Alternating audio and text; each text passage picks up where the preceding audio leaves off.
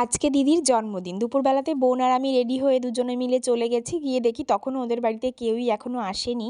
রান্না করতে যে সমস্ত জিনিসপত্র লাগবে সমস্ত কিছু গুছিয়ে নিয়ে উপরে যেতে হবে, কারণ এদের বাড়িতে সেই রকম জায়গা নেই নিচে, ওই জন্য ছাদের উপরেই রান্নাটা হবে।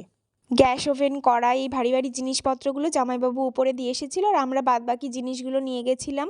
সবার প্রথমে ডাল রান্না বসিয়েছে আর এদিকে মনা দিদি দুজনে মিলে চলে এসেছে। সবাই তো যে যার মতো কাজ করছে, তো আমার মনাকে কাজ করতে না দিলে হয়? ওকে বললাম, মনা তুই মটরশুঁটিগুলো ছাড়া। আর মৌ এখানে গাজর কাটতে বসেছে ডালে দেওয়ার জন্য, আর আমাকে বলল যে ইঁচড় আর আলুগুলোর মধ্যে হলুদ মাখিয়ে রাখতে, তো আমি সেটাই করলাম। আর এদিকে ভেজ ডাল রান্নার জন্য সব কিছু ভেজে উঠিয়ে রাখলো। ডাল রান্না হয়ে যাওয়ার পরে বোন এবার ডালটা নামিয়ে রেখে এবারে মাংসর আলুটা ভাজবে। একটা রান্না হতে না হতেই দেখো অন্ধকার হয়ে এসেছে। তো জামাইবাবু ওদিকে লাইট লাগানোর ব্যবস্থা করছে, ও পাশটাতে একটা এই পাশটাতে একটা লাইট লাগানো হয়েছে। এবারে রান্না হচ্ছে মাংস রান্না নিশ্চয়ই দারুণ হবে, কারণ রাঁধুনি দুটোও তো দারুণ ছিল।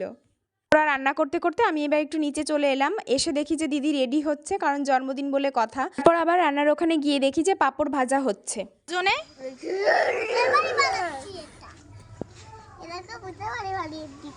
দেখি কেমন হয়েছে ভূতের বাড়ি, দেখি তো, দেখাও আমাকে একটু দেখাও। রে বাবা, তাই তো। যাই হোক, এত মানুষের রান্না যে এরা দুজনে মিলে করছে সেটাই অনেক। এবারে রান্না করা হচ্ছে ইঁচড়টা, আর এখানে মাংসটা নামিয়ে রাখা হয়েছে। কিছু রান্না দেখে তো মনে হচ্ছে যে খেতেও মনে হয় ভালোই হবে।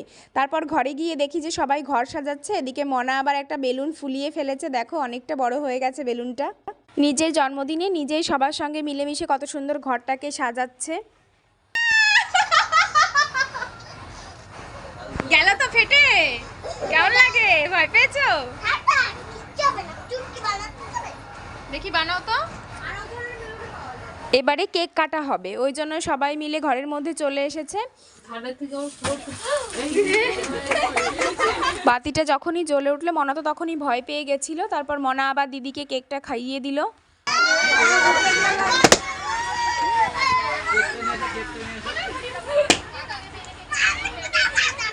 এইবারে আমরা খাওয়া দাওয়ার জন্য উপরে চলে গেলাম, কারণ খাওয়া দাওয়াটা উপরেই হবে। তো সবাই সবার মতো বসে পড়েছে লাইন দিয়ে। এখানে খেতে দেওয়াও শুরু হয়ে গেছে। আর ছাদের উপরে যে কত কুয়াশা পড়েছিল, একে তো তখন মনে হয় 9টা মতো বাজে, 9টা সাড়ে 9টা, এত কুয়াশা পড়েছে কি বলবো। ঠান্ডায় বসে ঠিকঠাক খেতেও পারছিলাম না। রান্নার কাছে থেকে থেকে না মাংসটা আর খেতে ইচ্ছে করছিল না, ওই জন্য ডালটা আর ইঁচড়টা দিয়েই খেয়েছি।